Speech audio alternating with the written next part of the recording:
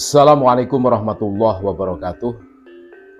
Saudara-saudaraku sebangsa setanah air dimanapun Anda berada, berjumpa kembali dengan kami, channel Bejo Donya Akhirat. Sak bejo-bejane wong kang lali, isih luwih bejo wong kang eling lan waspada dan tetap nkari harga mati.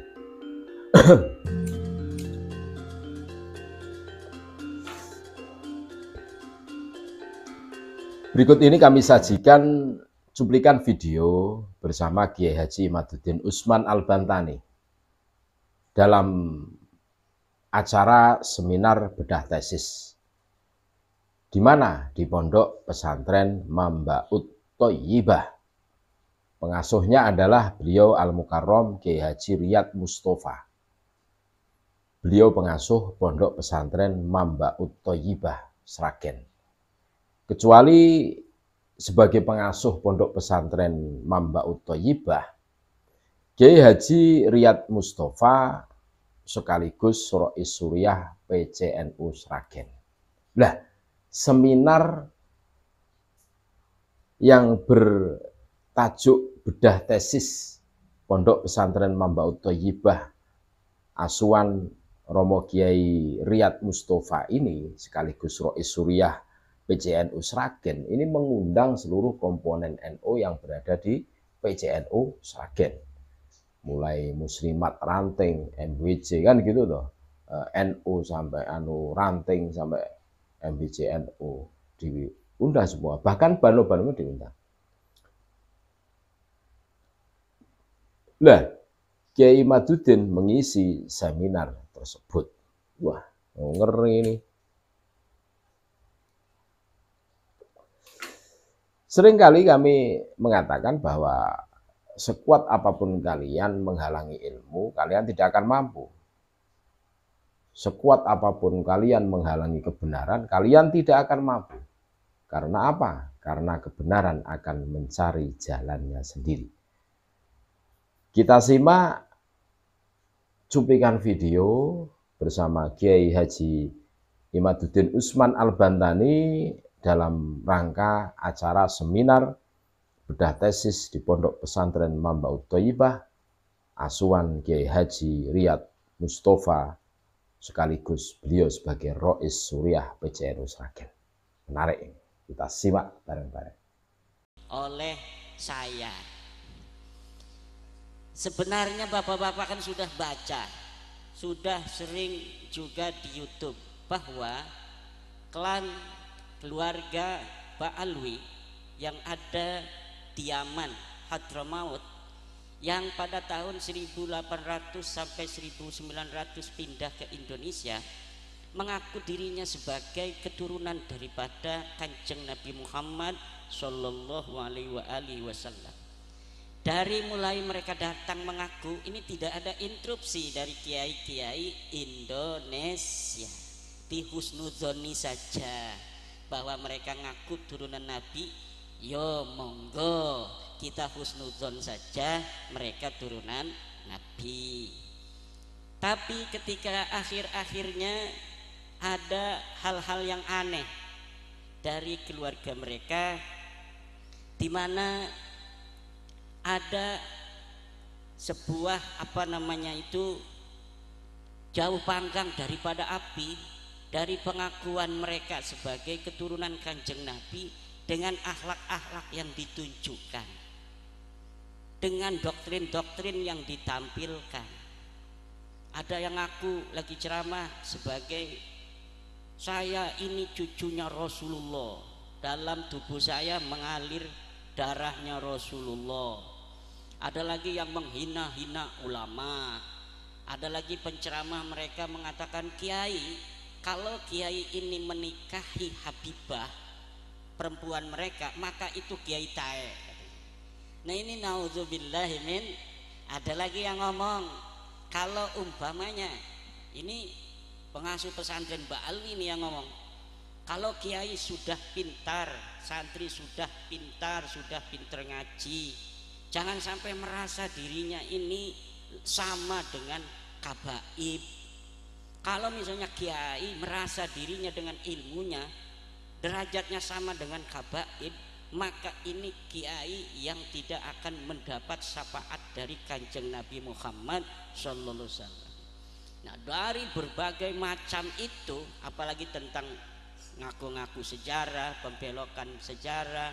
pembelokan makam yang tadinya KRT Sumotiningrat kok jadi orang binnya bin Yahya, Pangeran Diponegoro jadi Bakbud.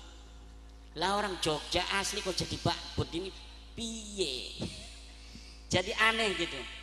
Kemudian katanya NU didirikan oleh Hasyim bin Yahya.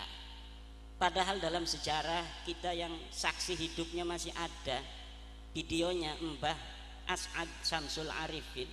Itu tidak ada cerita-cerita bahwa NU didirikan oleh Habib-Habib, itu tidak ada. Yang ada Mbah Hasyim Asy'ari minta petunjuk kepada gurunya Mbah Khalil Bangkalan. Kemudian Mbah Khalil Bangkalan mengirimkan tongkat, mengirimkan tasbih kepada Mbah Hasyim bahwa keinginan untuk menyatukan kiai-kiai pesantren yang ada di Indonesia direstui, diantarkan oleh Mbah Khalil dengan perantara Mbah As'ad Syamsul Ngarifin. Lah Mbah As'adnya baru meninggal, videonya masih ada, cerita tentang sejarahnya masih ada. Di situ ndak ada kabib-kabiban. Lah sekarang kok sampai bikin LKS di DKI Jakarta, ada LKS untuk MI, katanya pendiri Nahdlatul Ulama salah satunya Habib Qasim bin Yahya. Lah ini aneh.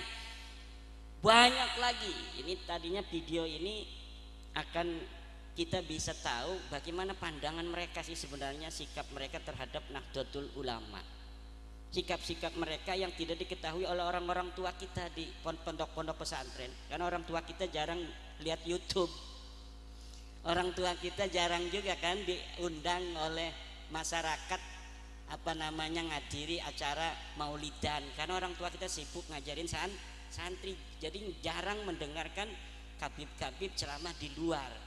Kalau misalnya diundang ke pondoknya ya pasti ceramahnya yang normatif. Tapi kalau kita lihat di YouTube itu ada yang ngomong kakinya kabib, sendalnya kabib itu lebih mulia daripada kepalanya kiai yang pakai sorban. Inilah bapak-bapak yang membuat saya itu jadi kok kayaknya bukan cucu Nabi dah yang begini. Nggak bakal cucu Nabi begini. Ada lagi mereka yang menghina Mbah Hasyim luar biasa, seperti tadi ada dari ketua PWI bilang ada golongan mereka menghina Mbah Hasyim itu luar biasa, menghina NU ini luar biasa. Tapi orang-orang tua kita banyak yang nggak ngerti. Kenapa orang tua kita jarang kayak kita? Orang tua kita itu jarang lihat HP, lihat megangnya tasbih.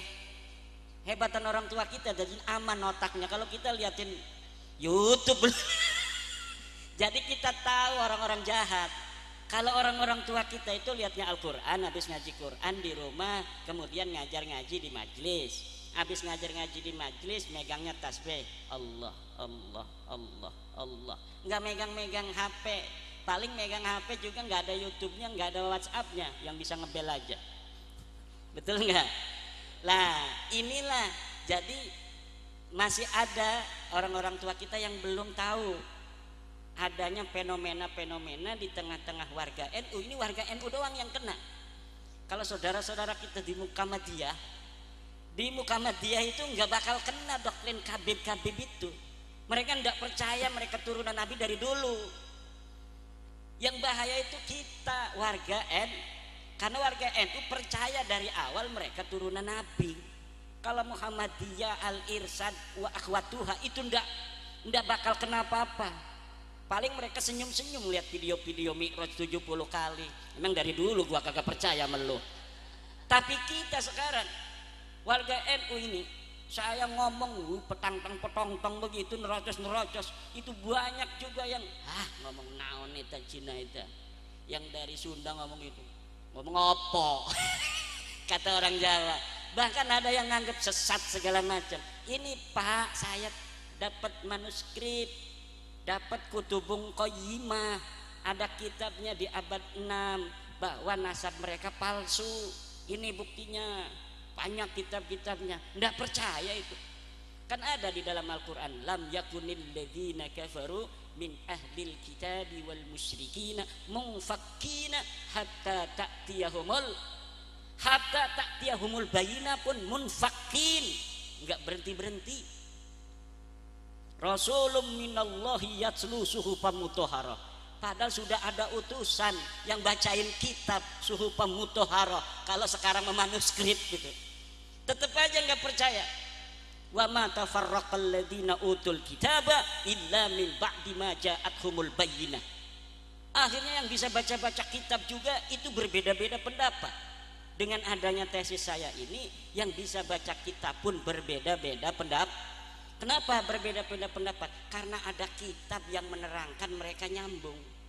Kitab apa itu? Kitab setelah mereka mengaku, yang ditulis oleh mereka sendiri. Namanya kitab Al-Burqatul Musyiqah. Jadi di abad 9 Hijriah mereka ngaku turunan Nabi, bikin kitab. Saya nama Ali, bapak saya bin Abu Bakar bin Abdurrahman bin Muhammad Maulad Dawilah bin Ali Sahibid Tarak bin Alwi bin Al-Ghayyur bin Faqih Muqaddam bin Ali bin Muhammad Sahib Birbat bin Ali Qoli Qosam bin Alwi bin Muhammad bin Alwi bin Ubed. Ubed ini kemudian disambungin kepada keluarga Nabi, katanya bin Ahmad bin Isa. Luhur mereka namanya Ubed. Ubednya Ubed bin Isa saja, nggak ada Ahmadnya. Luhur mereka itu Ubed bin Isa bin Alwi. Ada yang mirip, Ahmad bin Isa, Alwinya ditaruh di belakang. Jadi Alwi bin Ubed bin Ahmad bin Isa bin Muhammad An-Naqib, kemudian bin Ali Al-Uraidi bin Ja'far Shadiq bin Muhammad Al-Baqir bin Ali Zainal Abidin bin Husain bin Fatimah binti Nabi Muhammad. Ini silsilah mardudun la yuqbalu, silsilah yang ditolak, tidak bisa diterima. Kenapa ini silsilah kabib-kabib kepada Nabi ditolak, tidak bisa diterima? Karena silsilah yang ada di kitab mereka itu namanya khobar, berita. Berita itu mahtamalas sidqa wal kadhibah, sesuatu yang mungkin saja benar, mungkin saja salah. Kalau misalnya berita itu wafaqal haqqo fahada yuqbalu, kalau berita itu sesuai dengan kebenaran kenyataan, maka ini diterima. Ada berita ma khalafal haqqo fahada yuraddu, berita yang tidak sesuai dengan kebenaran, ini harus ditolak. Ada lagi ma la yu'rafu muwafaqatuhu wala mukhalafatuhu al-haqqa hada yutawaqqafu, ada berita yang tidak bisa diverifikasi kebenaran dan kesalahannya, maka ini harus ditangguhkan. Kalau nasabah alwi masuknya ini bukan dia la yu'rafu muwafaqatuhu wala mukhalafatuhu, masuknya sudah ma khalafal haqq, sesuatu yang bertentangan dengan kenyataan.